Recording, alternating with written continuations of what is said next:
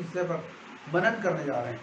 और ये विषय जो है ये हमारे पुराने मनुष्यत्व का एक बहुत बड़ा दोष है। पुराने मनुष्य का एक बहुत बड़ा दोष है जो हमारे जीवनों में लगातार बना रहता है। और इस पर जय पाना, आत्मा में बढ़ने के लिए, प्रभु में बढ़ने के लिए इस पर जय पाना जरूरी है। सबसे पहले मैं बोलना चाहता हूँ, आत्मा में बढ़ना, प्रभु में बढ़ना क्या है? आप क्या समझते हैं? कि एक व्यक्ति आत्मा में बढ़ रहा है या प्रभु में बढ़ रहा है, प्रभु में बढ़ा हुआ, इसकी निशानी क्या है? तो बाइबल स्पष्ट करती है कि एक व्यक्ति अगर वरदानों में बढ़ गया या वचन के ज्ञान में बढ़ गया, ये प्रभु में बढ़ना नहीं है।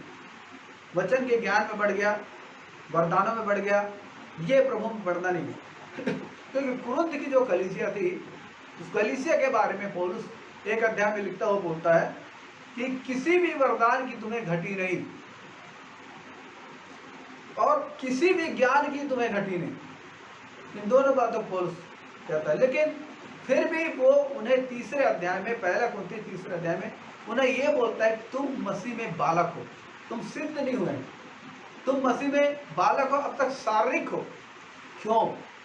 क्योंकि उनके जीवन में यदि किसी चीज की घटी थी तो वह परमेश्वर का प्रेम थी। रोमी 5 अध्याय के 5 पद कहता है कि परमेश्वर का प्रेम हमारे मनों में डाला गया है और इसी प्रेम में बढ़ना, इस अगापे प्रेम में बढ़ना, इस निस्वार्थ प्रेम में बढ़ना, अपने लोगों से, अपने भाइयों से, अपने कलीसिया के लोगों से, अपने परिवारजनों से, उसी अगापे प्रेम में होकर प्रेम करना, ये प्रभु में बढ़ना है। ये प्रभु में बढ़ना है। एक व्यक्ति बहुत ज्ञानवान हो सकता है, एक व्यक्ति वरदानों से परिपूर्ण हो सकता है, लेकिन यदि वह व्यक्ति मसीह के समान प्रेम करने में परिपक्व नहीं हो रहा है, आगे नहीं बढ़ रहा है, तो आप निश्चय उसे कह सकते हैं ये मसीह में बालक है या मसीह में अपरिपक्व है या मसीह में नहीं बढ़ रहा है। लेकिन जब एक व्यक्ति प्रेम में बढ़ता है, वो सहनशील बनता है, वो धीरजवंत बनता है, वो प्रार्थनाशील होता है, वो शांत हृदय वाला व्यक्ति होता है, शांत मन वाला व्यक्ति होता है। जब भी उसके सामने कोई मैटर आता है, वो उसे बहुत ही बुद्धिमानी और समझदारी के साथ डील करता है। ऐसे व्यक्ति को आप कह सकते हैं, मसीह व्यक्ति को, कि ये आत्मा में बढ़ रहा है या प्रभु में बढ़ रहा है। तो मैं जिस बारे में बात कर रहा हूँ वो मैंने आज तक इस विषय को कहीं भी नहीं सुना है, लेकिन मेरे मन में आया कि मैं इस विषय में एक अध्ययन तैयार करूं। तो मैंने स्टडी की और अध्ययन तैयार किया, और ये इस विषय का नाम है क्रोध, गुस्सा। मैंने आज तक इसके बारे में कोई प्रचार नहीं सुना, क्योंकि मैं इसे आपके सामने पर्टिकुलर इसी विषय पर हम लोग इस वक्त बात करने जा रहे हैं, देखने जा रहे हैं। क्रोध, परमेश्वर का क्रोध उचित होता है, परमेश्वर का क्रोध धर्मी क्रोध होता है, लेकिन मनुष्य का जो क्रोध है वो सर्वदा उचित नहीं होता। मनुष्य का क्रोध भी उचित होता है। अगर आज परमेश्वर समय हमें अलाउ करे और पवित्र आत्मा इजाजत दे तो इन विषयों को भी देखेंगे कि कैसे उचित क्रोध क्या है, अनुचित क्रोध क्या है। लेकिन क्रोध के समय हमें बाइबल सामान्य रीति से जिस बात को बोलती है उसे हम देखते हैं। क्रोध मतलब, मैं जिस क्रोध की बात कर रहा हूँ, ये वो क्रोध है जो मनुष्य के जीवन में प्रचंड रीति से होता है। क्रोध हमारे जीवन का स्वभाव है। क्रोध हमारे भीतर जो प्रेम होता है, इसके कारण भी कई बार हमको क्रोध आ सकता है। लेकिन मैं जिस क्रोध की बात कर रहा हूँ, ये एक अनुचित क्रोध है, या कहीं प्रचंड क्रोध है। तो क्रोध जो मनुष्य का क्रोध है, इसके बारे में देखेंगे। पहला पॉइंट आप देख सकते हैं। पहला पॉइंट है, क्रोध एक अपरिवर्तित मनुष्य का प्रकटीकरण है जो हमें परमेश्वर के राज्य का उत्तराधिकारी या वारिस बनने से रोकता है। मैं फिर बोल रहा हूं, क्रोध एक अपरिवर्तित मनुष्यत्व, क्रोध एक अपरिवर्तित मनुष्यत्व का प्रकटीकरण है जो हमें परमेश्वर के राज्य का उत्तराधिकारी या वारिस बनने से रोकता है। यदि आप गलाती उसके 5 अध्याय के 19 से 21 तक पढ़ेंगे, वहां पर शरीर के कामों के बारे में बोला गया है। अब क्रोध को शरीर के कामों के अंतर्गत रखा गया है और 21 पद में कहा कि ऐसे ऐसे काम करने वाले परमेश्वर के राज के अधिकारी नहीं होंगे। ये बात देखिए। तो मैं आपको बोलना चाहता हूँ, जैसा कि अभी हमने पॉइंट देखा, ये अपरिवर्तित मनुष्यत्व, उसको समझिए। मैं एक स्थान पर गया था और वहाँ मैंने एक प्रार्थना की और ये प्रकटीकरण परमेश्वर ने मुझको एक भाई के विषय में दिया। उसने नया जन्म तो पाया है, नया जन्म पाया, लेकिन मसीह में नया जन्म पाने के बाद जब परमेश्वर का आत्मा, प्रभु पवित्र आत्मा में नया जन्म देते हैं तो वो नए जन्म में हमारी आत्मा को उद्धार होता है। और एक वक्त प्रभु ने ठहराया जब यीशु मसीह आकाश के बादलों पर आएंगे, तब वो हमारी देह का उद्धार करेंगे और ये हमारी मरणांत देह जो है ये महिमा की देह को धारण करेगी और हम आकाश के बादलों पर उठा ले जाएंगे। तब पाप और उसकी हर एक सामर्थ और प्रभाव से हम पूरी रीति से आज़ाद होंगे। लेकिन इस पृथ्वी पर जो पवित्र आत्मा का अभिषेक नए जन्म के द्वारा हमारे जीवन में आता है, ये अभिषेक हमें परिवर्तित करता है। ये परिवर्तित करने वाला अभिषेक है। अर्थात परमेश्वर का आत्मा हमें वचनों से सिखाते हैं और सिखाकर हमें हमारे स्वभाव में परिवर्तन को लाते हैं। परिवर्तन क्यों? ताकि हम मसीह के सामने, प्रभु के सामने खड़े होने के योग्य बन सके। और याद रखिए, जो कुछ भी पवित्र आत्मा इन समयों में आपके जीवन से करता है, आपको परिवर्तित करना चाहता है, आपको पुराने मनुष्य से, हर एक बुराइयों से छुड़ाना चाहता है, क्रोध से, लालच से, व्यभिचार से, तमाम प्रकार के गंदे कामों से और हर एक प्रकार की कुदृष्टि से, निंदा से, छोटी बड़ी बहुत सारी चीजें हैं, इनसे जब बचाना चाहता है। अगर परमेश्वर का आत्मा इसलिए बचाना चाहता है कि वो आपको परिवर्तित करके, शुद्ध करके एक तेजस्वी रूप में मसीह के सामने प्रस्तुत करे। और यही बात बाइबल बताती है। तो ये जो परिवर्तन हमारे जीवन में होना चाहिए नए जन्म के बाद, ये अवश्य। जैसे एक बच्चा पैदा होता है, फिर वो माता पिता के संरक्षण में बढ़ता है और माता पिता उसे इस संसार में जीना सिखाते हैं, बोलना सिखाते हैं, चलना सिखाते हैं, बैठना सिखाते हैं, अपने हाथों से खाना सिखाते हैं, बातें करना सिखाते हैं और फिर तमाम प्रकार के जीवन की गंभीर बातों को उस बच्चे के साथ बांटते हैं, उसे सिखाते हैं, ताकि बच्चा जब बड़ा हो तो संसार में अपने जीवन को बेहतर ढंग से बिता सके। उसी रीति से नया जन्म पाने के बाद पवित्र आत्मा भी हमें सिखाते हैं और उसमें एक पार्ट ये है कि पुराने मनुष्यत्व की जो बुराई है उससे वो अलग करते जाते हैं, उसे वो अलग होना सिखाते हैं। और यहाँ हमने पहले पॉइंट में यही देखा कि ये जो क्रोध है ये अपरिवर्तित मनुष्यत्व का प्रकटीकरण है, जो हमें परमेश्वर के राज का उत्तराधिकारी या वारिस होने से रोकता है। तो एक परिवर्तित मनुष्य के जीवन में होना ही चाहिए, उसका क्रोध शांत होना चाहिए। जरूर क्रोध प्रचंड होता है, बहुधा प्रचंड ही होता है। बहुत ही कम लोगों को मैंने देखा जो क्रोध नहीं करते या क्रोध को पीते हैं, लेकिन बहुत से ऐसे लोग हैं जो अपने क्रोध को पी नहीं सकते। लेकिन परमेश्वर का आत्मा धीरे धीरे उन्हें सही व्यवहार करना सिखाता है, क्योंकि जो धार्मिकता जो शब्द है उसका जो मूल अर्थ है वो सही व्यवहार है, राइट एटीट्यूड, जो उचित व्यवहार है वो धार्मिकता है। तो यहाँ पर हमने देखा और गलाती 5 के 19 से 21 में ये लिखा है, क्रोध को शरीर के कामों में शामिल किया गया है। और इसको हम लोग नहीं देख रहे हैं वचन को, हम दूसरे पॉइंट को बढ़ेंगे। दूसरा पॉइंट, ये पवित्र आत्मा को दुखी करता है। इफिसी 4 अध्याय 30 और 21 पर, इफिसियों 4 अध्याय 30 और 21 पर, इसे हम जरूर निकाल कर पढ़ेंगे। ये पवित्र आत्मा को दुखी करता है, निकाल कर पढ़े, जल्दी पढ़े। इफिसी 4 अध्याय 30 और 21 पर, परमेश्वर के पवित्र आत्मा को शोकित मत लिखा, करो, परमेश्वर के पवित्र आत्मा को शोकित मत करो, जिससे तुम पर छुटकारे के दिन के लिए छाप दी गई है। याद रखिए, ये छुटकारे के लिए पवित्र आत्मा की छाप हमारे जीवन में आई है, इसलिए लिखा है पवित्र आत्मा को शोकित मत करो, जिससे तुम पर छुटकारे के दिन के लिए छाप दी गई है। सब प्रकार की कड़वाहट, पवित्र आत्मा कैसे दुखित है?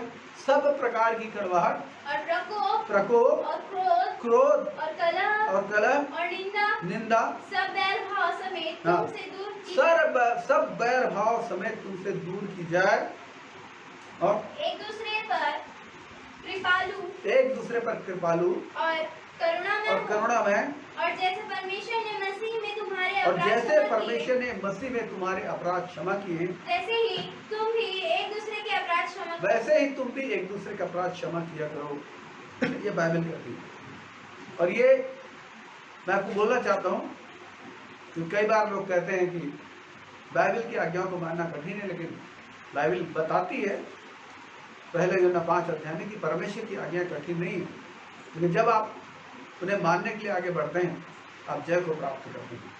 याद रखिए, एक बार एक बहन उससे मेरा परिचय हुआ था और उन्होंने बताया कि वो किसी व्यक्ति को क्षमा नहीं कर पा रही और ये उनके भीतर एक बड़ा दुख था कि बार बार उस व्यक्ति के खिलाफ उनके जीवन में विचार आ रहे थे। तो मैंने उनसे कहा कि जो प्रभु ने मेरी अगुवाई की, मैंने उनसे कहा कि आप उसे बार बार क्षमा कीजिए। जब भी उनके बारे में आपके जीवन में गलत ख्याल आते हैं आप उसे क्षमा कीजिए। बोले मैं प्रभु मैं क्षमा करती हूँ, क्षमा भी मांगती हूँ, क्षमा करती हूँ। बार बार बोलिए उस व्यक्ति की उन्नति और आशीष के लिए प्रार्थना कीजिए और ऐसा करने से फिर उसने छुटकारा पाया। तो पवित्र आत्मा हमारे क्रोध से, हमारे प्रकोप से दुखी होते हैं, क्योंकि इस प्रकोप के कारण, क्रोध के कारण कड़वाहट, बैर भाव, निंदा ये सब पैदा होते हैं। यही पर बाइबल बताती है। और इसलिए बाइबल कहती है कि जैसे परमेश्वर ने मसीह में हमारे अपराध क्षमा किए वैसे हमें एक दूसरे को क्षमा करना, वैसे ही हमें एक दूसरे को क्षमा करना। और याद रखिए, यदि आप परमेश्वर के राज के लिए जीना चाहते हैं तो आपको हो सकता है आपका मन ना करे, लेकिन आपको अपने दुश्मनों को माफ़ करना पड़ेगा, अपने बैरियों को माफ़ करना पड़ेगा। तब आप परमेश्वर के हाथों में एक सामर्थ्य हथियार के रूप में इस्तेमाल हो सकेंगे। लेकिन यदि आप कड़वाहट में जीने वाले व्यक्ति हैं, जल्द से क्रोध करने वाले व्यक्ति हैं, क्रोध से भर जाते हैं, आप लोगों को सहन नहीं कर पाते, तो आप परमेश्वर के लिए एक सामर्थ्य हथियार नहीं बन सकते। ये बात आगे बताई गई है और उसमें आगे बढ़ेंगे। और तीसरा जो पॉइंट है वो कहता है ये श्रापित है और हत्या का मूल कारण है। उत्पत्ति 49 और 3 से 7 को देखेंगे। फिर से पढ़ रहा हूँ, तीसरा पॉइंट, यह श्रापित है माने ये एक श्रापित कार्य है और हत्या का मूल कारण है। उत्पत्ति 49 5 to 7। सिमोन और लेवी तो भाई हैं, उनकी तलवारें उपद्रव के हथियार हैं। हे मेरे जीव उनके मर्म में ना पड़। हाँ। हे मेरी महिमा उनकी सभा में मत गिर। सिमोन और लेवी, इनके क्रोध के कारण इज़राइल का जो घराना था उस समय वो लगभग 70 लोग थे, बहुत बड़े संकट में फंस गए थे। परमेश्वर ने इनकी रक्षा की, इसलिए पूरा घराना बचा। और हुआ ये था कि इनकी जो बहन थी जिसका नाम जीना था, और ये अन्य जातियों के लड़कियों के साथ उसने दोस्ती किया। और उत्पत्ति की किताब उसके 39 चैप्टर में इसके बारे में दिया गया है विस्तार से। और हुआ कि इसने अन्य जाति लड़कियों के साथ दोस्ती की, इसकी कीमत इसको अपनी इज्जत अदा करनी पड़ी। वहाँ के राजकुमार ने इसको देखा और इसके साथ रेप किया और ये इसके जीवन के लिए बहुत बड़ा नुकसान था। और उसी के खिलाफ सिमोन और लेवी के मन में बहुत क्रोध था और इन्होंने इस पूरे नगर के लोगों को मार डाला चालाकी के साथ, झूठ बोलकर। और इस बात से इज़राइल अर्थात याकूब जो है वो बहुत दुखी हुए और वो फिर यहाँ पर इनके क्रोध को जो है वो श्रापित ठहरा रहे हैं। इनका क्रोध जो प्रचंड था वो ठीक नहीं था बोल रहे हैं। फिर आगे बढ़ते हैं और चौथे पॉइंट में आते हैं, ये वर्जित है। और मत्ती रचित 5 अध्याय के 22 और 23 पर तुम लोग देखेंगे। मत्ती रचित 5वां अध्याय 22-23। परंतु मैं तुमसे यह कहता हूँ हाँ। कि जो कोई अपने भाई पर क्रोध करेगा, हाँ, यहाँ पर लिखा जो कोई अपने भाई पर क्रोध करेगा वह कचहरी में दंड के ये योग्य होगा। प्रभु जो है वो क्रोध के खिलाफ बात कर रहे हैं और लोगों को एक पिक्चर दे रहे हैं कि जो कोई अपने भाई के खिलाफ क्रोध करेगा वो कचहरी में दंड के योग्य होगा, और जो कोई अपने भाई को निकम्मा कहे वह महासभा में दंड के योग्य वो होगा। दंड के योग्य होगा। बस यहीं तक पढ़े। तो यहाँ पर हम देखते हैं कि प्रभु ने इसको वर्जित किया। प्रभु ने इसको वर्जित किया कि एक व्यक्ति अपने भाई पर क्रोध न करे।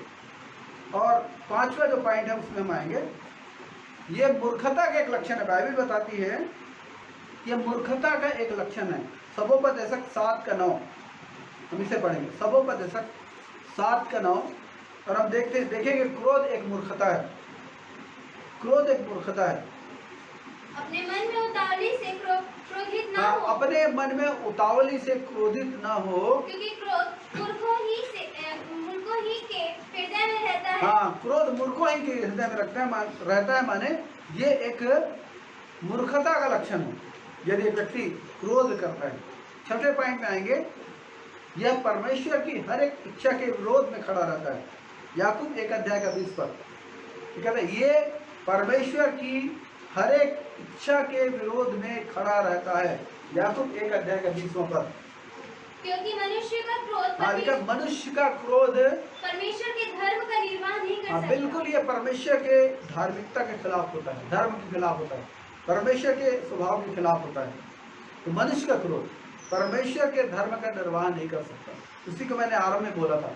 यदि आप आत्मा में बढ़ना चाहते हैं, यदि आप चाहते हैं कि आप प्रभु की महिमा के लिए इस्तेमाल हो, प्रभु के हाथों में इस्तेमाल हो, यदि आप चाहते हैं कि आपका जीवन प्रभु के हाथों में रहे, तो क्रोध जैसी आत्मिक बीमारी को आपके जीवन से दूर होना चाहिए। इसके लिए आप प्रार्थना करें, प्रयत्न करें, शांत रहें। इसके बारे में आपको आगे चलकर बताऊंगा। और 7वां पॉइंट में हम आएंगे। और क्रोध कैसे पैदा होता है, तो ये लिखा है ये घमंड के कारण उत्पन्न होता है। क्रोध जो उत्पन्न होता है ये घमंड के कारण उत्पन्न होता है। हम देखेंगे दूसरा राजा उसके 5 अध्याय के 11 और 12 पद को। दूसरा राजा 5 अध्याय का 11-12 पद। परंतु नामान क्रोधित हो। यहाँ पर हम नामान के बारे में पढ़ते हैं। नामान जो जब उसके 1 और 2 पद को पढ़ते हैं, पढ़े 1-2 पद, 1 और 2। आराम के राजा का नामान नामक सेनापति अपने स्वामी की दृष्टि में बड़ा और प्रतिष्ठित पुरुष था। क्योंकि यहोवा ने उसके द्वारा अरामियों को विजयी किया था। यहोवा ने उसके द्वारा अरामियों को विजय किया था। वह सूरवीर था। वो सूरवीर था, परंतु कोढ़ी था। लेकिन लिखा है कि वो कोढ़ी था। बस ये पढ़े।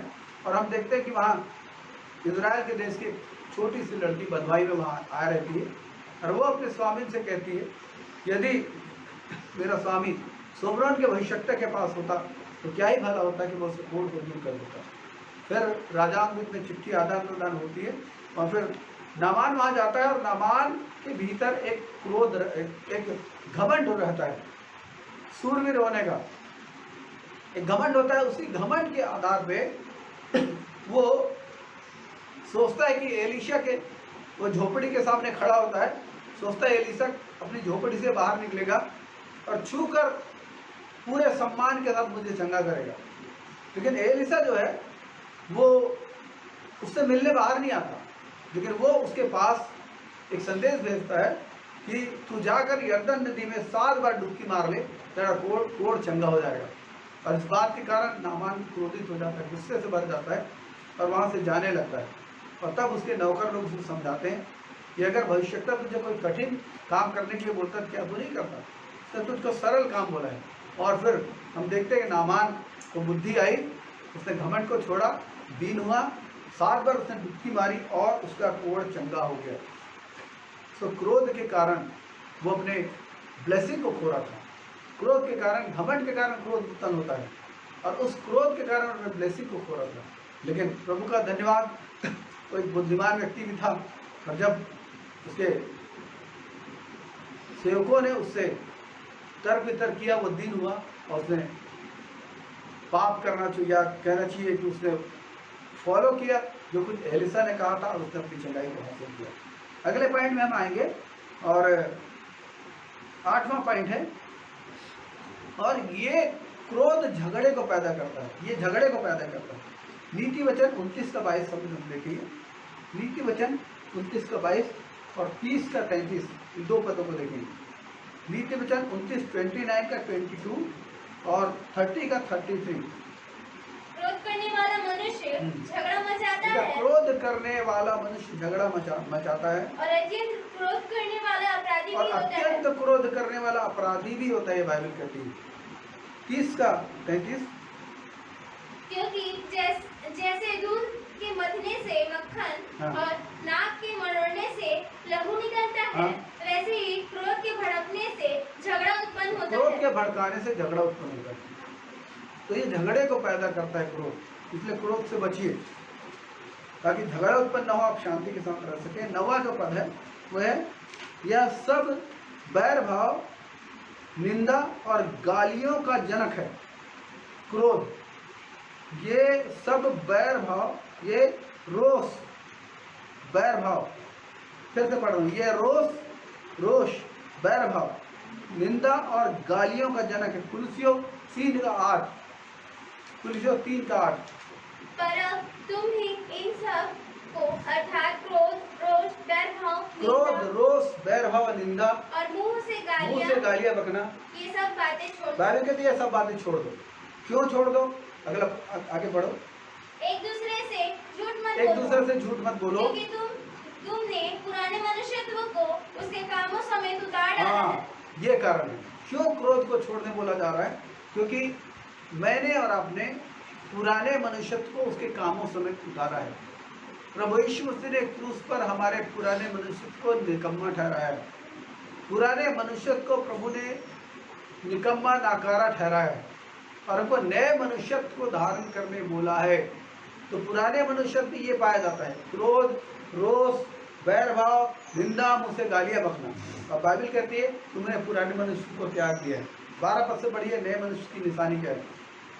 इसलिए परमेश्वर के चुने हुओं के समान, परमेश्वर के चुने हुए के समान, जो पवित्र और प्रिय है, बड़ी करुणा और भलाई और दीनता और बड़ी करुणा, भलाई, दीनता, नम्रता, सहनशीलता धारण करो और सहनशीलता धारण करो। ये बोला जा रहा है, ये नए मनुष्य की निशानी है।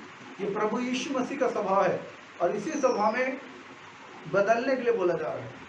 प्रभु यीशु मसीह स्वभाव है। तो प्रभु का धन्यवाद। और हम आगे और बढ़ेंगे और 10वां जो पॉइंट है वो बोलता है, यह कठोर शब्दों से भड़कता है। क्रोध कटु वचन से या कठोर शब्दों से भड़कता है। नीति वचन 15 का 1 हम देखेंगे। नीति वचन 15 का 1। कोमल उत्तर सुनने से गुस्सा ठंडा हो जाता है। कोमल उत्तर सुनने से गुस्सा ठंडा हो जाता है, परंतु कटु वचन से क्रोध भड़क उठता है। लेकिन कटु वचन से क्रोध भड़क उठता है। जब आपके सामने कोई व्यक्ति क्रोधी है तो आप कटु वचन ना कहे तो ज्यादा ठीक है। यदि आप कटु वचन का इस्तेमाल करेंगे तो क्रोध भड़क जाएगा, झगड़ा हो जाएगा। लेकिन अगर आप वहां पर शांत मन से क्रोधपूर्ण शब्दों का जवाब अगर आप शांतिपूर्ण शब्दों से देंगे तो वो क्रोध खत्म हो जाएगा। प्रभु का धन्यवाद। 11वां पॉइंट में हम आएंगे और 11वां पॉइंट कहता है कि यह अपने साथ दंड को लाता है। क्रोध, ये क्रोध अपने साथ दंड को लेकर आता है। दूसरा इतिहास 26 अध्याय के 17 से 20 को देखेंगे। ये उज्जिया राजा के बारे में और मैं चाहूँगा 15 से हम लोग पढ़ेंगे। दूसरा इतिहास 26वां अध्याय 15 से हम लोग 20 तक को देखेंगे। फिर उसने यरूशलेम के गुम्बदों और कंगूरों पर रखने को चतुर पुरुषों के निकाले हुए यंत्र भी बनवाए, जिनके द्वारा तीर और बड़े बड़े पत्थर फेंके जाते थे।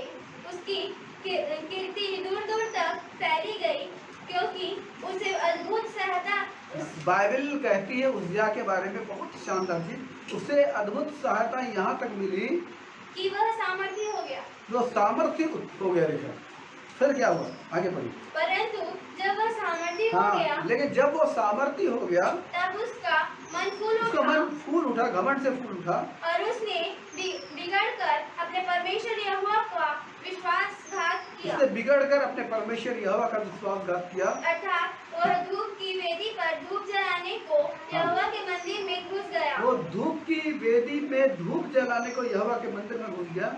पर अजर्याह याजक उसके बाद भीतर गया और उसके संग यहोवा के 80 याजक भी जो वीर थे गए।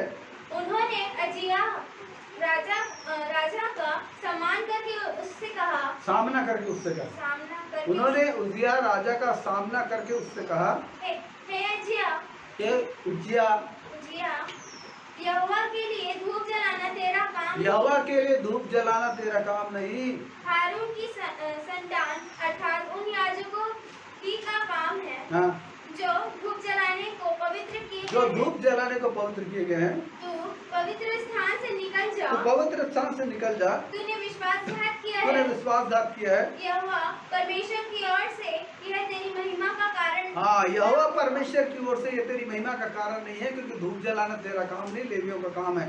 तूने विश्वासघात किया है, चुपचाप निकल जा। बोले फिर क्या हुआ? तब उजिया धूप जलाने को धूपदान हाथ में लिए हुए झुंझला उठा। गुस्से से भर गया। देखिए राजा तो झुंझला उठा, वह याजकों पर झुंझला रहा था कि याजकों को देखते देखते यहोवा के भवन में धूप की वेदी के पास ही उसके माथे पर कोढ़ प्रकट हो। ये दंड को लाता है, क्रोध दंड को लाता है। फिर हम अगले पॉइंट में जानेंगे। और ये जलन के कारण उत्पन्न होता है। ये जलन के 12वां जो पॉइंट है वो कहता है कि ये जलन के कारण, क्रोध जलन के कारण उत्पन्न होता है, जलन के कारण। और हम यहाँ पर देखते हैं हाबिल के समय, हाबिल और कैन के समय। और आप जानते हैं उत्पत्ति 4 अध्याय की उस कहानी को जो एक पद से पाई जाती है। और वहाँ पर हुआ क्या कि हाबिल की भेंट को परमेश्वर ने ग्रहण किया, क्योंकि सही हृदय से लाई गई भेंट थी।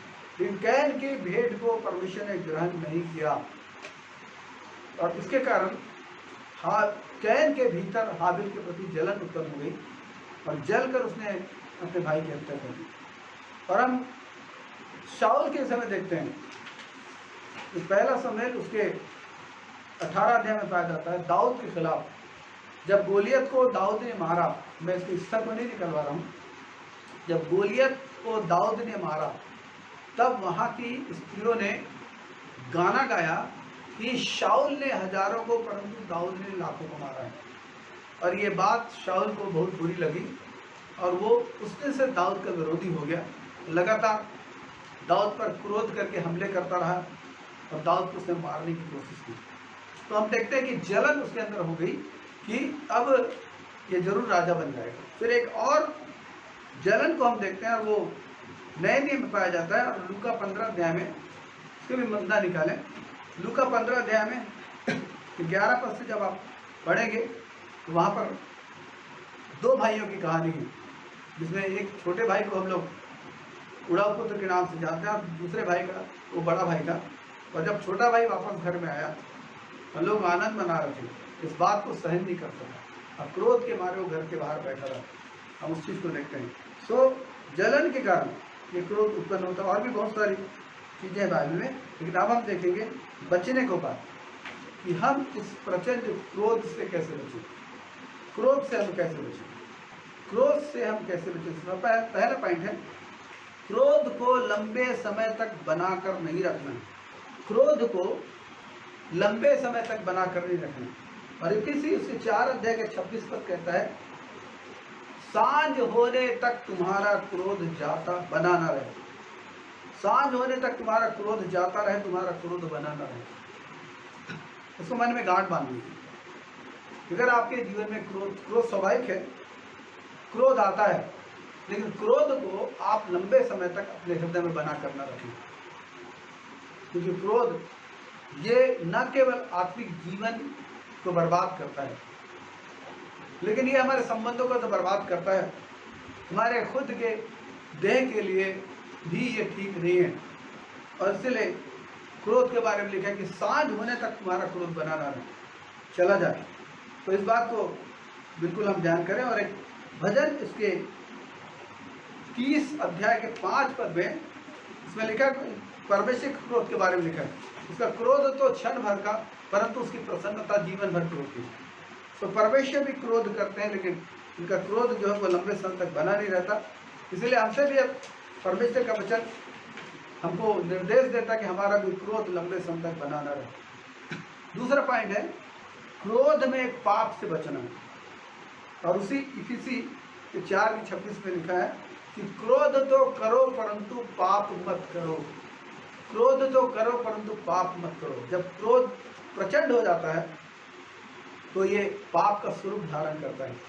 अब क्रोध के कारण झगड़े तो होते हैं, क्रोध के कारण मारपीट की में नौबत आती है, क्रोध के कारण कई बार लोग जलकर इतने बुरे शब्दों को का प्रयोग करते हैं कि फिर से मेल मिलाप होना संभव नहीं होता और लोगों के मन में वो चीज़ें भरी रह जाती हैं।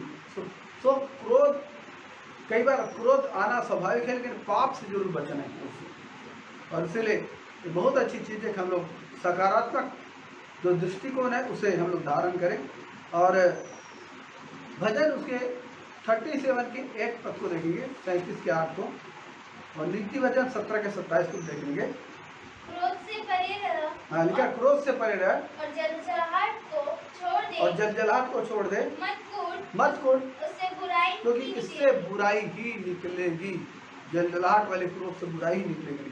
नीति वचन 17 का 27, नीति वचन 17-27। जो संभल कर बोलता है, वो संभल कर बोलता है, वह ज्ञानी ठहरता है। और जिसकी आत्मा शांत रहती है, जिसकी आत्मा शांत रहती है, वही समझ वाला पुरुष ठहरता है। क्योंकि क्रोध इज्जत को भी खराब करती है पब्लिक में। अच्छा, हम आगे बढ़ेंगे तीसरे पॉइंट में, क्रोध से कैसे बचें। इसमें लिखा है उनसे क्षमा मांगना व मेल मिलाप करना है जिन्हें आपने क्रोध से चोट पहुंचाया है। ये होना चाहिए, तो उनसे क्षमा मांगे, उनसे क्षमा मांगना है और मेल मिलाप करना है जिन्हें आपने क्रोध से चोट पहुंचाया है।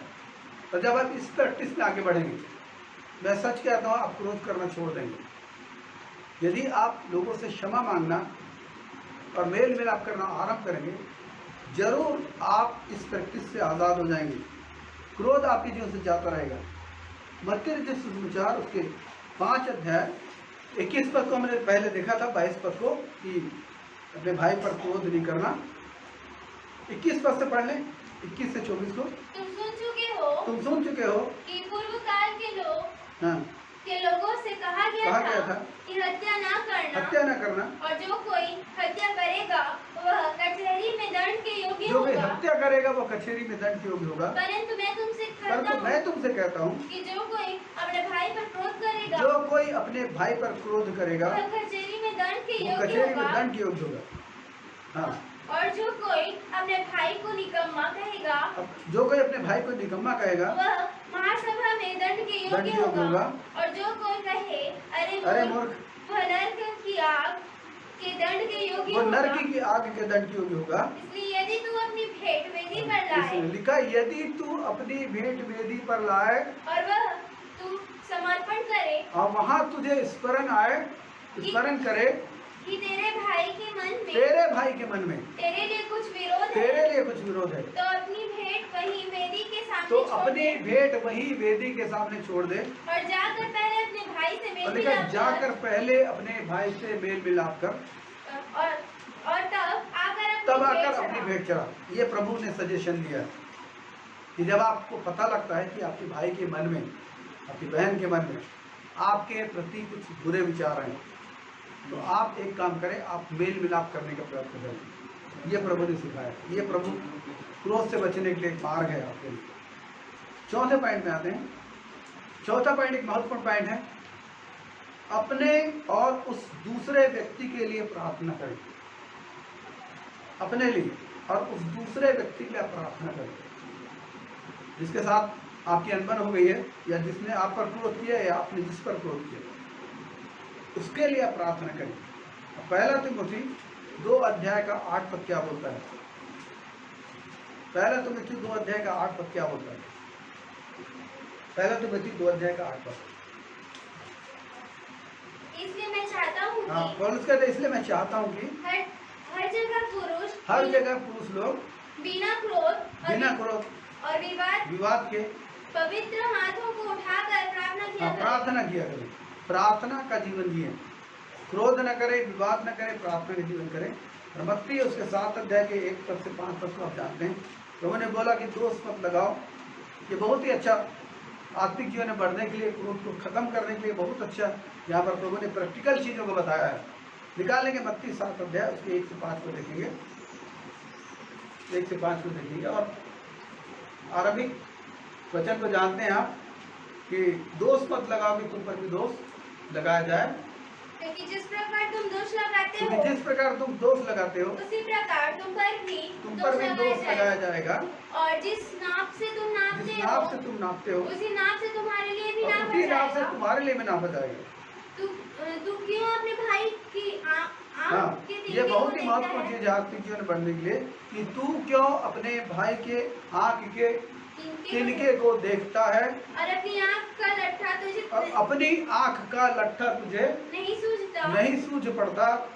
जब तेरी ही आँख में लट्ठा है, जब तेरी आँख में लट्ठा है तो तू अपने भाई से कैसे कह सकता है, हाँ। ला मैं तेरी आँख से तिनका तू निकाल। अपने भाई से कैसे कह सकता है कि ला मैं तेरी आँख से तिनके को निकाल दूं। हे कपटी, इस ऐसे व्यक्ति को प्रभु बोलते हे कपटी, पहले अपनी आँख में से लट्ठा निकाल पहले अपनी आँख में से लट्ठा निकाल ले, तब तू अपने भाई की आँख का तिनका भली भांति देखकर हाँ, निकाल तब सकेगा। तू अपने भाई की आँख के तिनके को भली भांति देखकर निकाल सकेगा। ये प्रभु ने एक महान सिद्धांत, महान शिक्षा हमको दी है, ताकि क्रोध से, झगड़े से, जलन से और तमाम प्रकार की बुराई से हम अलग रह सके। और संसार की आत्मा क्या है, संसार की रीति क्या है, संसार क्या है कि संसार के लोग वो अपनी कमजोरियों को नहीं देखते, अपनी बुराइयों को नहीं देखते, लेकिन संसार के लोग हमेशा दूसरों की बुराइयों को देखते हैं। लेकिन प्रभु का वचन पहले अपनी बुराइयों को देखने के लिए बोल रहे हैं कि हम अपने आप को चेक करें और अपने आप को सही करें, तब हम दूसरों की बेहतर सहायता कर सकते हैं। और एक वचन मैं आपको बोल रहा हूँ जो यीशु मसीह ने सिखाया, एक गंभीर शिक्षा है, और इसको हमेशा याद रखिए ताकि आप हमेशा बुराई से बच सकें। और इसके 12 पद को पढ़िए, मत्ती 7 अध्याय के 12 पद को पढ़िए, और ये आपके लिए बहुत ही एक गोल्डन वर्ष साबित होगा। 12 पद, इस कारण जो कुछ तुम चाहते हो कि मनुष्य तुम्हारे साथ करे, जो कुछ तुम चाहते हो कि सामने वाला व्यक्ति आपके साथ करे, तुम भी उसके साथ वैसा ही करो। तुम भी उसके साथ वैसा ही करो। इसका मतलब है यदि आप चाहते हैं कि लोग आपको लात मारें तो आप क्या करें, लात मारें। और यदि आप चाहते हैं कि लोग आपको सम्मान करें तो क्या करें, सम्मान करें। हाँ, इसको पूछिए। यदि आप चाहते हैं कि लोग आपकी बुराई करें तो आप भी क्या करें, बुराई करें। लेकिन यदि आप चाहते हैं कि लोग आपको सराहें, आपको भला कहें, आपकी तारीफ करें, प्रशंसा करें, तो आप भी ऐसा ही करो। ये प्रभु की शिक्षा है। और होता है कि लोग अपने लिए दूसरों के आदर को ढूंढते हैं, खुद आदर देने के बदले। लेकिन बाइबल सिखाती है कि पहले खुद आदर दो, तब तुम्हें आदर दिया जाएगा। अगला और 5वां जो पॉइंट है उसे हम देखते हैं, और ये बताता है, ये बहुत ही महत्वपूर्ण चीज है, धीरज धरने व शांत रहने से क्रोध पर विजय पाया जा सकता है। ये स्वभाव का निर्माण करें अपने जीवन में। धीरज धरने व शांत रहने से क्रोध पर विजय पाया जा सकता है। आप अपने क्रोध पर जय पा सकते हैं यदि आप धीरज धरेंगे, शांत रहेंगे। और हम यहाँ पर कुछ पदों को हम लोग देखेंगे। सबोपदेशक उसके 10 अध्याय के 4 पद पहले देखेंगे। सबोपदेशक 10 अध्याय 4 पद, और नीति वचन 15 अध्याय 1 पद, जिसे हम पहले पढ़ चुके हैं। लेकिन सबोपदेशक 10 अध्याय के 4 पद, यदि हाकिम का क्रोध तुझ पर देखा, यदि हाकिम का क्रोध तुझ पर भड़के तो अपना स्थान न छोड़ना, अपना स्थान न छोड़ना, क्योंकि धीरज धरने से बड़े बड़े अपराध रुकते हैं। धीरज धरने से बड़े बड़े अपराध रुकते हैं। नीति वचन उसके 15 अध्याय के 1 पद, कोमल उत्तर सुनने से गुस्सा ठंडा हो जाता है, कोमल उत्तर सुनने से गुस्सा ठंडा हो जाता है, परंतु कटु वचन से क्रोध भड़क तो इसलिए उत्तर कोमल रखें, ये बोल रहे हैं, उत्तर कोमल रखें। 14 अध्याय आएंगे और उसके 29 और 30 पद को पढ़ेंगे। 14 अध्याय के 29 और 30 पद, नीति वचन। जो विलम्ब से क्रोध करने वाला है, जो विलम्ब से क्रोध करने वाला है, वह बड़ा समझ वाला वाला है, हाँ ध्यान दीजिए, जो विलम्ब से क्रोध करने वाला है बड़ा समझ वाला है, परंतु जो अधीर है जो अधीर है वह मूर्धा की बढ़ती वो करता मूर्ता है। ही की बढ़ती करता है। जो विलम्ब से क्रोध करता है वो समझ वाला पुरुष है, लेकिन जो अधीर है, क्रोध करने में उतावली करता है, वो मूर्खता ही करता है, वो अपमानित ही होता है, वो नीचे ही खाता है। और 25 अध्याय के 15 पद को पढ़ें। 25 अध्याय के 15 पद। धीरज धरने से न्याय मनाया जाता है, धीरज धरने से न्याय मनाया जाता है, और कोमल वचन हड्डी को हाँ कोमल वचन हड्डी को भी तोड़ डालता है। इसलिए जब लोग क्रोध करें तो आप, यदि क्रोध करना उचित ना हो तो आप वहाँ पर क्रोध न करें। और इसके 28 अध्याय के 9 पद को देखेंगे, 28 अध्याय के 9 पद को देखेंगे, ये क्या कहता है। जो अपना कान व्यवस्था सुनने से 28 के 9 रोक को देता पढ़ेंगे। है।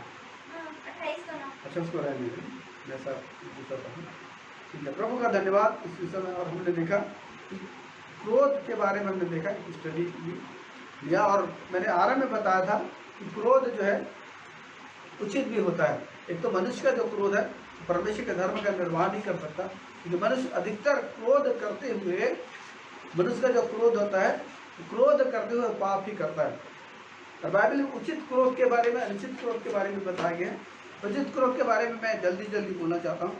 यीशु मसीह ने क्रोध किया मरकुस 3 अध्याय में, जब हम देखते हैं 1 से 5 में, प्रभु ने लोगों से क्वेश्चन किया। लोग कठोर हृदय के थे, उन्होंने प्रभु को कोई जवाब नहीं दिया, और तब प्रभु को उन पर क्रोध आया, उनको रिस्पॉन्स नहीं करने के कारण। और हम उत्पत्ति की किताब उसके 21 अध्याय के 36 से 41 पद में हम याकूब के क्रोध के बारे में देखते हैं कि जब उसके मामा लाबान ने उसकी मजदूरी बदल दी, तब याकूब ने उसको क्रोध किया। ये उचित क्रोध था। मूसा के बारे में देखते हैं, और निर्गमन की किताब 11 अध्याय में और 32 अध्याय में, जब 32 अध्याय में जब इस्राएलियों ने मूर्ति पूजा किया तो इसका क्रोध भड़क उठा। हम गिनती के 16 अध्याय के 13 और 15 पद में भी मूसा के क्रोध के बारे में हम देखते हैं। और नहमिया के क्रोध के बारे में देखते हैं। नहमिया 5 का 1 से 5 और 6, 7 से 13, और इन पदों में 13 का 17, इन पदों में नहमिया ने जो व्यवस्था बनाई थी, वहाँ पर कुछ लोग जो है नहमिया की बनाई हुई व्यवस्था को तोड़ रहे थे, और वो परमेश्वर के वचन के अनुसार उसने व्यवस्था बनाई थी, इसलिए उसका क्रोध भड़का। और हम पाप में क्रोध के बारे में देखते हैं, और देखते हैं कैन के बारे में। उत्पत्ति किताब 4 अध्याय, उसमें हम देखते हैं कैन के क्रोध के बारे में। वो जलन के कारण था, वो अनुचित क्रोध था, पाप में क्रोध था। एसाव, उत्पत्ति उसके 27 के 41 से 45 पद में उसने याकूब पर क्रोध, अपने पहलौठे अधिकार होने का अधिकार उसने बेचा, और जब याकूब ने उसकी आशीष चुरा ली तब वो उस पर क्रोधित हुआ। यह भी एक गलत प्रकार का क्रोध था। सिमन और लेवी का क्रोध जो उत्पत्ति उसके 49 अध्याय के 5 से 7 में पाया जाता है, इसके कारण इजराइल का घराना संकट में पड़ गया था। इसको भी अनुचित क्रोध बोला गया है।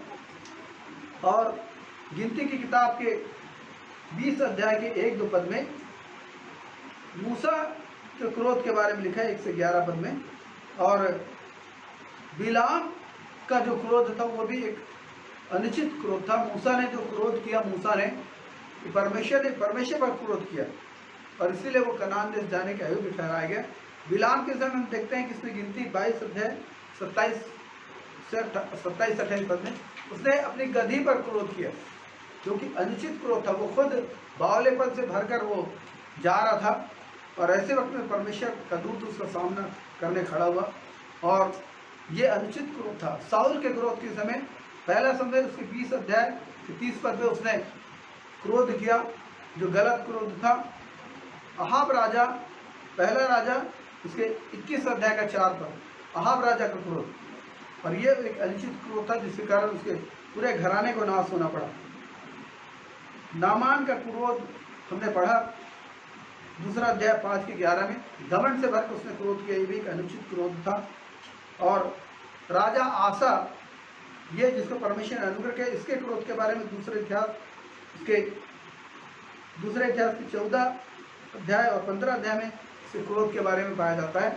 और उज्जिया राजा के क्रोध के बारे में हमने देखा दूसरे इतिहास 26 के 15 से 20 पद में उज्जिया के क्रोध के बारे में। हामान नाम का एक व्यक्ति था जो एस्तर की किताब 3 अध्याय 5 पद में उसने मोर्दके पर, जो एक यहूदी था, उस पर क्रोध किया, पूरी जाति को नाश करने के लिए उठा था। लेकिन परमेश्वर जो अपने दया का धनी परमेश्वर अपने वायदे को स्मरण करता है। इजरायली, जबकि आप एस्तर की किताब में इस बात को पढ़ेंगे, इजरायली लोग परमेश्वर को भूल गए थे, लेकिन परमेश्वर इजरायलियों को नहीं भूला। और हामान को नीचा देखना पड़ा अपने क्रोध के कारण, जो गलत था, और मौत वो खुद भी मरा, उसके 10 बेटे भी मार डाले गए। और नबूकदनेस्सर राजा, इसके क्रोध के बारे में जो दानियल 3 अध्याय में हम पाते हैं कि इसने मजबूर किया कि सब लोग उसके मूर्ति को दंडवत करें। और ऐसे वक्त में सद्रक, मेशक, अबेदनगो ने मूर्ति को दंडवत करने का से इनकार किया और उनको आग की भट्टी में डाला गया। परिणाम ये हो कि नबूकदनेस्सर को उनके सामने झुकना पड़ा, अपने क्रोध को छोड़ना पड़ा। और योना के क्रोध के बारे में हम देखते हैं 4 अध्याय के 4 पद में, योना 4:4 में, इसने नीनवे के लोगों पर क्रोध किया, परमेश्वर के खिलाफ उसने क्रोध किया कि परमेश्वर ने क्यों दया किया। और हेरोदेस राजा के क्रोध के बारे में देखते हैं, जो मत्ती के दूसरे अध्याय के 16 पद में हम देखते हैं कि उसने यूहन्ना बपतिस्मा दाता को पकड़वा दिया था। यहूदी लोग लूका 4:28, जहाँ पर नासरत के यहूदी लोगों ने यीशु मसीह पर क्रोध किया। जब यीशु मसीह ने उनको एक उलाहना दिया तो महायाजकों ने, जो प्रेरितों काम 5 अध्याय 17 पद, 7 अध्याय 54 पद, 5:17 जब प्रेरितों पर उन्होंने क्रोध किया, 7:54 जब उन्होंने स्तिफनुस पर क्रोध किया। सब अनुचित क्रोध है। और कुल मिलाकर हम इस बात को देखते हैं कि वास्तव में जो प्रचंड क्रोध होता है, उबलने वाला क्रोध होता है, जो बिना सोचे समझे क्रोध किया जाता है, ये गलत क्रोध है, जो पाप की ओर ले जाता है, झगड़े की ओर ले जाता है, हत्या की ओर ले जाता है, मनमुटाव की ओर ले जाता है। ये सब गलत क्रोध है और इनसे बचना चाहिए। प्रार्थना करें, आपकी गलती हो माफ़ी मांगे, लोगों से मेल मिलाप करें, लोगों के लिए प्रार्थना करें, और क्रोध से बचने के लिए भी प्रार्थना करें। शांत मन को धारण करें, अपने शब्दों पर लगाम लगाना सीखें। ऐसे शब्द न बोले जो लोगों के हृदय को चीर डालते हैं, क्योंकि ऐसे में हो गए कि आप जिंदगी भर के लिए अपने सम्मान को उस व्यक्ति के हृदय से खो देंगे। तो प्रभु का धन्यवाद, आज हमने इस विषय पर अध्ययन किया। और सबसे बड़ी चीज़ है, कोरोना संकट, इस महामारी के खात्मे के लिए आप प्रार्थना करें, क्योंकि आप प्रार्थना करेंगे और ये नष्ट होगा। बाइबल बताती है, याकूब उसके 5 अध्याय के 16 और 17 पद में, 17-18 पद में, कि एलिया भी हमारे समान दुख सुख भोगी मनुष्य था, लेकिन एलिया की जीवन की सबसे बड़ी बात थी, उसने प्रार्थना की और नहीं बरसा। हम प्रार्थना करेंगे और संसार इस समस्या से निजात पाएगा, क्योंकि ये जो समस्या है, ये परमेश्वर के द्वारा भेजी गई समस्या नहीं है, ये शैतान के द्वारा उत्पन्न की गई समस्या है। ये वर्तमान युग, जिस युग में हम जी रहे हैं, ये एक कलीसिया का युग है। मैं फिर से कहना चाहता हूँ, इस महामारी के आने से पहले जो काम इस पृथ्वी पर हो रहा था, कि देश देश में लाखों लोग, घराने के लोग, परिवार के लोग, गांव के लोग, लाखों लोग निकल कर प्रभु के पास आ रहे थे। और कलीसिया के इतिहास में कभी भी ऐसा काम नहीं हुआ, और इसी कारण शैतान ने जलकर ये प्लान किया, ताकि आराधना रुक जाए, चर्चें रुक जाए, प्रार्थना रुक जाए, आत्मिक युद्ध न लड़ पाए, और ऐसे वक्त में वो अपना काम करे। लेकिन एलिया की कथा में परमेश्वर ने बोला, एलिया ने परमेश्वर के सामने गुहार लगाई कि मैं ही केवल अकेला इजरायली व्यक्ति बच रहा हूँ भविष्यवक्ताओं में से। उन्होंने सारे भविष्यवक्ताओं को मार डाला। वो कहता मैं ही केवल अकेला बचा हूँ।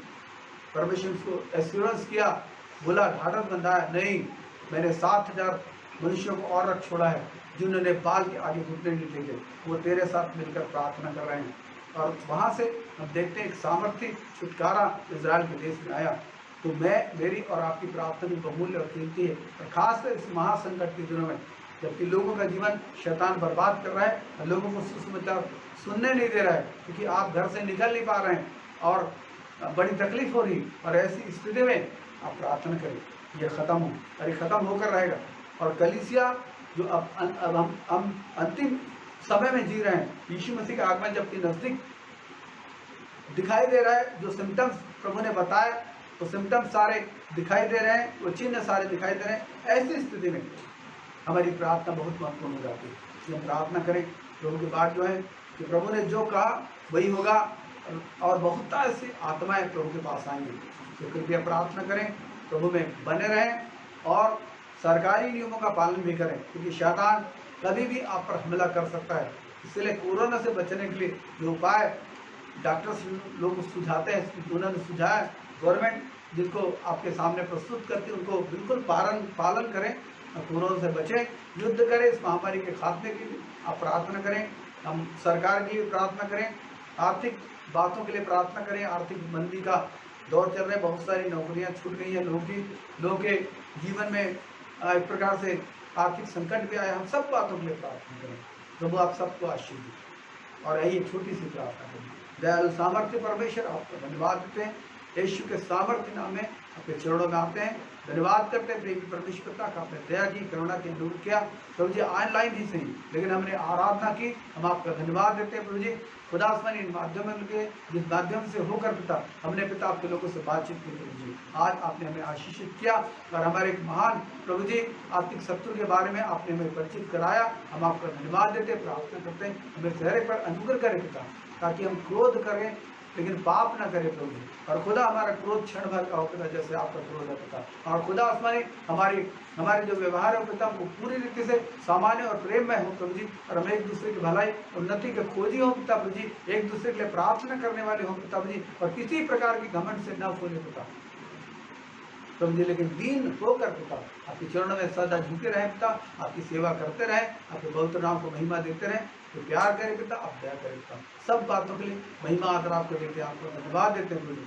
हमारे जितने भी भाई बहन जो समस्या में है, रोग में है पिता, आर्थिक समस्या है, रोग की समस्या है, यीशु के नाम से जाते रहे पिता सारी समस्या पिता। हर एक खुदा आसमानी चेस्ट के इन्फेक्शन को पिता, जो इस वक्त आप दिखा रहे हैं कि भाई को चेस्ट का इन्फेक्शन है, यीशु के नाम से सारे इन्फेक्शन खत्म हो यीशु के नाम से प्रभु जी, खत्म हो यीशु के नाम से, ताकि भाई पिता स्वस्थ होकर आपकी महिमा करे। हर एक दर्द की सामर्थ्य पिता, हर एक सूजन की सामर्थ्य उसके चेस्ट में पाई जाती है, यीशु के नाम से हम दूर होने को मिलते हैं। करुणा में परमेश्वर छुए भाई को चंगाई दे, और खुदा आसमानी उसे इस खुदा आसमानी रोग से बाहर निकाले पिता, से जल्द स्वस्थ करे पिता। जो मेडिसिन इनके द्वारा अप्लाई की जाती है, मेडिसिन को आशीष देते हैं, आपके लोगों में समर्पित करते हैं। इस मेडिसिन के द्वारा पिता पूरी रीति से चेस्ट का इन्फेक्शन पूरी रीति से खत्म हो प्रभु, गले का हर एक इन्फेक्शन खत्म हो पिता प्रभु, खुदा सुन यीशु के नाम में ऐसा हम प्रार्थना करते हैं। खांसी की सारी सामर्थ खत्म हो पिता प्रभु, यीशु के नाम से हम प्रार्थना करते हैं। आपके दयापूर्ण बलवंत सामर्थ्य हाथ में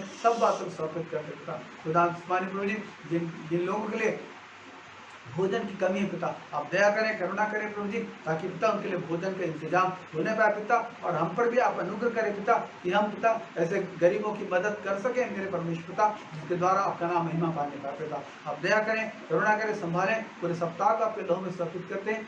तब कोरोना का सारा संक्रमण यीशु के नाम से नाश होने पाए, दूर होने पाए पिता। हमारा पूरा देश मेरे परमेश्वर स्वतंत्र होता। हम सरकारों के लिए प्रार्थना करते हैं, केंद्र सरकार के लिए, राज्य सरकार के लिए, मंत्रियों के लिए पिता जी, आप दया करें, करुणा करें, अनुग्रह उनके साथ होइए प्रभु जी। उन्हें सहायता दीजिए, उन्हें बुद्धि दीजिए, उन्हें समझ दीजिए पिता, और आर्थिक बातों की पूर्ति कीजिए पिता, ताकि संक्रमण से लड़कर आर्थिक बातों में पिता लोगों को ऊपर उठाने के लिए आपके अनुग्रह पिता दया करें, करुणा करें, अनुग्रह करें। सब बातों को आपके चरणों से समर्पित करते हैं। धन्यवाद देते हैं इन बातों में, धन्यवाद के साथ नीति उद्धार करते हैं यीशु मसीह के भी नाम से, आमीन।